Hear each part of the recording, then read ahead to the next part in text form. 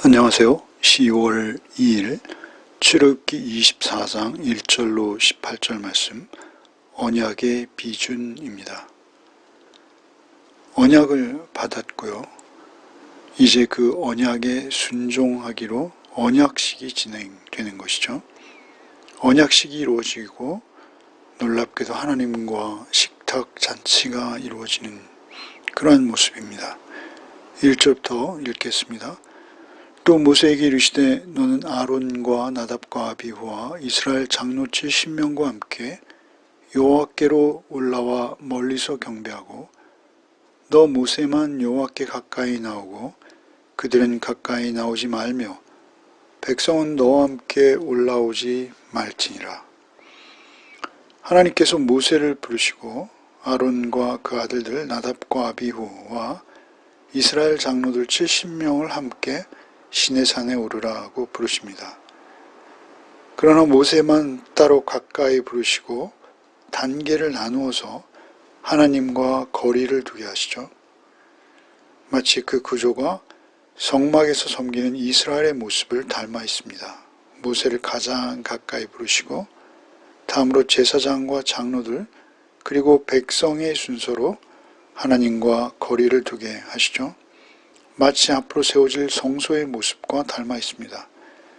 언약궤가 있는 지성소는 대제사장만 출입할 수 있고요. 그리고 내성소, 성소에는 제사장만 출입합니다. 그리고 백성은 성전의 마당, 뜰까지만 들어올 수 있는 것이죠. 이것은 마치 예수께서 겟세마네 동산에 들어가셔서 기도하실 때의 형편과도 닮아 있습니다. 셋으로 나뉘는 것이죠. 제자들이 머문 자리가 있고요. 거기서 더 나아가서 베드로와 세베대의 두 아들이 머문 자리가 있습니다. 그리고 예수께서는 홀로 나아가서 기도하시죠. 어떻게 이해해야 할까요? 인간을 차별 대우하신 것은 결코 아닙니다. 인간들이 감당할 수 없는 하나님의 거룩하심으로 인해서 이러한 일들이 생긴다라고 보아야 할 것입니다. 이것은 우리 신앙의 어떤 준엄한 현실이기도 합니다. 그러나 더욱 놀라운 것은 나답과 아비후가 하나님의 제단에 다른 불을 가지고 제사 드리다가 죽임당하는 것을 봅니다. 제사장이자 시내산 성전에서 가장 가까이 갔던 특권을 그들은 누렸지만 그렇다고 그들의 구원이 보장된 것은 절대 아닙니다. 이 모든 것은 이제는 예수께서 십자가와 부활의 은혜로 모두 새로워졌죠. 누구든지 예수 그리스도에 흘리신 보혈의 은혜를 진심으로 믿어 의에 이른 자, 그들은 하나님의 보좌 앞에 담대히 나갈 수 있게 된 것입니다. 다른 불, 즉 다른 복음이 아닌 예수 그리스도의 복음으로 새 언약의 당사자가 되었다면 그는 누구든지 주님과 함께 할 수 있습니다. 말씀이 육신이 되신 주 예수 그리스도를 모신 자들에게 주어지는 새 언약, 그 새 언약을 따라서 오직 말씀을 따라서 주님과 함께하는 자들은 언제든지 나갈 수 있을 뿐만 아니라 주께서 내 안에 거하신다라고 하시는 것이죠. 우리는 성령님을 통해서 말씀을 통해서 주님이 내 안에 거하시는 것을 경험하는 자들입니다. 3절 이하를 읽겠습니다. 모세가 와서 여호와의 모든 말씀과 그의 모든 율례를 백성에 전하매 그들이 한 목소리로 응답하여 이르되 여호와께서 말씀하신 모든 것을 우리가 준행하리이다.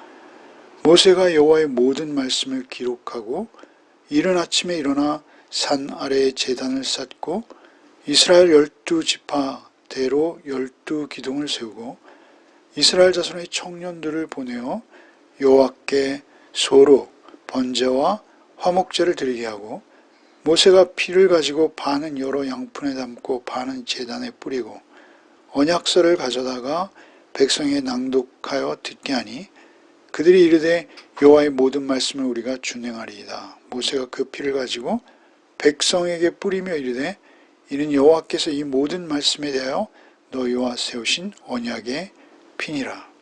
이제 언약식이 거행되는 것이죠. 모세는 이른 아침 제단을 쌓고 제사를 드립니다. 여호와의 모든 말씀과 율례를 전하고 백성들은 화답하죠. 이 모든 규례는, 율례는, 말씀은 앞서 20장에서 23장까지 이어지는 10계명을 포함한 여러 규례들입니다. 백성들이 준행하겠다라고 두 번씩이나 3절과 7절에 응답하고 있습니다. 5절에 등장하는 청년들은 아마도 아직 제사장들이 세워지지 않아서 수많은 백성들과 언약식을 거행하는 데 있어 그 진행을 제사장 대신에 맡았던 청년들로 보입니다.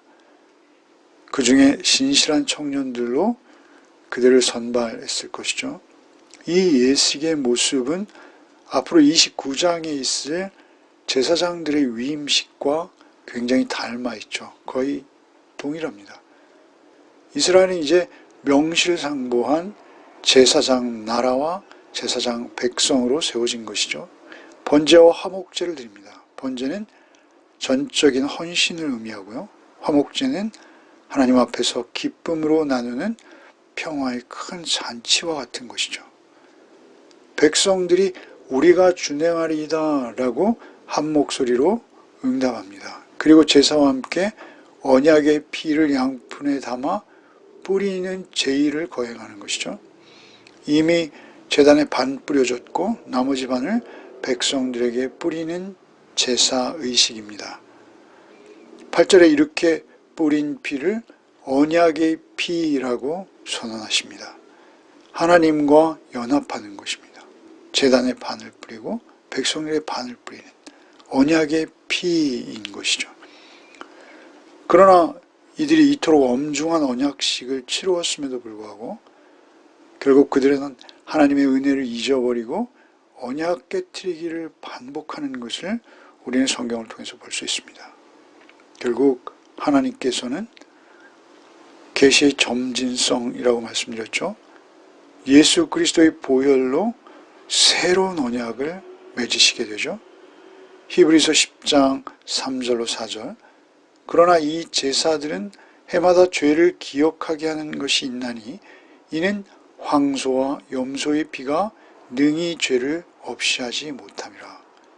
히브리 10장 12절 14절. 오직 그리스도는 죄를 위하여 한 영원한 제사를 드리시고 하나님 우편에 앉으사 그가 거룩하게 된 자들을 한 번의 제사로 영원히 온전하게 하셨느니라. 한 번의 제사로 강력하며 영원한 제사를 주께서, 예수께서 드리신 것입니다. 이 언약의 피는 우리가 잘 알고 있듯이 예수께서 유월절 저녁 식사를 하실 때 제자들과 한 상에 둘러앉아 당신의 피를 상징하는 포도주를 마시라 하시며 새 언약을 맺으시죠. 누가복음 22장 20절. 저녁 먹은 후에 잔도 그와 같이 하여 이르시되 이 잔은 내 피로 세우는 새 언약이니 곧 너희를 위하여 붓는 것이라. 고린도전서 11장 25절 말씀. 식후에 또한 그와 같이 잔을 가지시고 이르시되 이 잔은 내 피로 세운 새 언약이니 이것을 행하여 마실 때마다 나를 기념하라 하셨으니 이제 새롭게 맺은 새 언약의 피는 하나님의 아들 예수께서 흘리신 피로 맺어지는 것이죠. 이제는 뿌리는 정도가 아니라 마시는 피입니다. 성찬을 통해서 우리 안에 예수께서 거하시겠다. 예수께서 우리 안에 우리와 온전히 하나 되시겠다라는 것이죠. 이렇게 새롭게 맺은 언약은 이제는 도저히 소홀히 할 수 없는 강력한 언약입니다. 말씀이 육신이 되신 예수가 우리 안에 거하시는 것이죠. 그 은혜를 맛본 자라면 그 뿌린 피로 죄사함을 얻은 감격을 경험한 자라면 매일의 삶 속에서 주님의 은혜를 경험하며 그 은혜만을 의지하며 주와 함께 살아가게 되는 것이죠. 주님의 성품을 닮아 겸손하며 늘 주님의 말씀을 그 삶으로 살아내기 위한 몸부림을 그치지 않는 그러한 삶을 살아가게 되는 것입니다. 9절 이하를 읽겠습니다. 모세와 아론과 나답과 아비와 이스라엘 장로 70인이 올라가서 이스라엘의 하나님을 보니 그의 발 아래는 청옥을 편 듯하고 하늘같이 청명하더라. 하나님이 이스라엘 자손들의 존귀한 자들에게 손을 대지 아니하셨고 그들은 하나님을 뵙고 먹고 마셨더라. 언약을 맺자 이제 하나님과 이스라엘 사이에 잔치가 벌어지는 모습이죠. 그들은 언약식을 통해서 하나님께 더욱 가까이 나아갈 수 있게 된 것입니다. 하나님의 말씀을 준행하기로 다짐하며 피로 언약식을 거행한 그들은 하나님을 배웠고도 죽지 않을 뿐만 아니라 하나님 앞에 먹고 마시며 즐길 수 있게 된 것이죠. 그러나 여러분, 이 사건은 앞으로 우리가 묵상하게 될 32장의 금송아지와 비교됩니다. 비교되죠. 32장에 금송아지를 만들어 놓고 그 앞에서 금송아지를 하나님이라 부르며 먹고 마시며 뛰놀았던 사건과 대비되는 것이죠. 그 금송아지가 하나님이기에 그들도 역시 하나님과 함께 먹고 마시며 뛰놀았다라고 스스로 여긴 것이죠. 참다운 잔치 그리고 온전한 누림은 하나님을 떠난 인간이 만든 우상으로 그것을 하나님이라 섬기며 다른 복음으로 스스로의 방탕한 정욕을 만족시키는 그러한 잔치가 결코 아닙니다. 오직 기록된 말씀을 따라서 언제나 우리를 겸손하게 낮추시는 예수 그리스도의 흘리신 보혈 앞에서 내가 스스로 죄인인 것, 그 죄로부터 나를 완전히 사하시고 구원하신 하나님의 그 은혜와 평안이 충만하게 임하는 그러한 먹고 마심과 쉼과 누림입니다. 이것은 오직 주 예수 그리스도의 보혈로만 이루어질 수 있는 평안입니다. 매일매일 주시는 말씀이 육신의 우리 안에 거하시는 그 기쁨, 그리고 그 평안을 잔치처럼 누리는 것이죠. 마지막으로 12절부터 18절을 읽겠습니다. 여호와께서 모세에게 이르시되 너는 산에 올라 내게로 와서 거기 있으라. 내가 그들을 가르치도록 내가 율법과 계명을 친히 기록한 돌판을 내게 주리라. 모세가 그의 부하 여호수아와 함께 일어나 모세가 하나님의 산으로 올라가며 장로들에게 이르되 너희는 여기서 우리가 너에게 돌아오기까지 기다리라. 아론과 훌이 너희와 함께하리니 무릇 일이 있는 자는 그들에게도 나아갈지니라 하고 모세가 산에 오르매 구름이 산을 가리며 여호와의 영광이 시내산 위에 머무르고 구름이 엿새 동안 산을 가리더니 일곱째 날에 여호와께서 구름 가운데에서 모세를 부르시니라. 산 위에 여호와의 영광이 이스라엘 자손의 눈에 맹렬한 불같이 보였고 모세는 구름 속으로 들어가서 산 위에 올랐으며 모세가 40일 40야를 산에 있으니라. 여호와께서 돌판을 주실 것을 말씀하셨죠. 돌판은 앞으로 세워질 성막의 심장과도 같습니다. 지성소의 증거궤 속에 놓일 돌판이죠. 지성소의 가장 중요한 곳은 돌판이 놓이는 바로 그곳입니다. 이 돌판이 하나님과 인간 사이에 맺어지는 모든 언약의 중심이요 상징이기 때문입니다.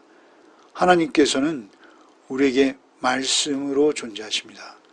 하나님의 존재 방식은 언제나 변함없이 언약의 말씀이십니다.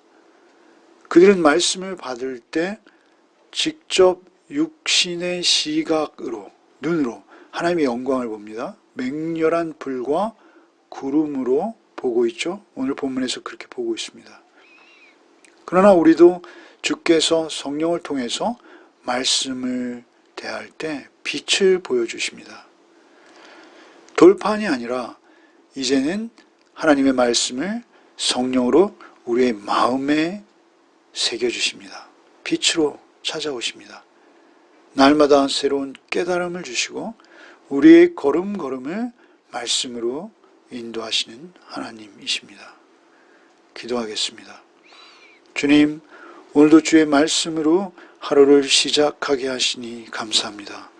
오늘도 언약 안에서 언약을 기억하는 우리 모두가 되게 하여 주옵소서. 언약에 순종하는 삶을 살게 하여 주옵소서. 주께서 피로 맺으신 언약, 그 언약에 합당한 삶을 살게 하여 주시옵소서. 우리에게 능력이 없사오니 오직 말씀으로 오늘도 우리를 인도하여 주시옵소서. 성령님께 모든 것을 의탁하오며 예수 그리스도 이름 받들어 간절히 기도하옵나이다. 아멘.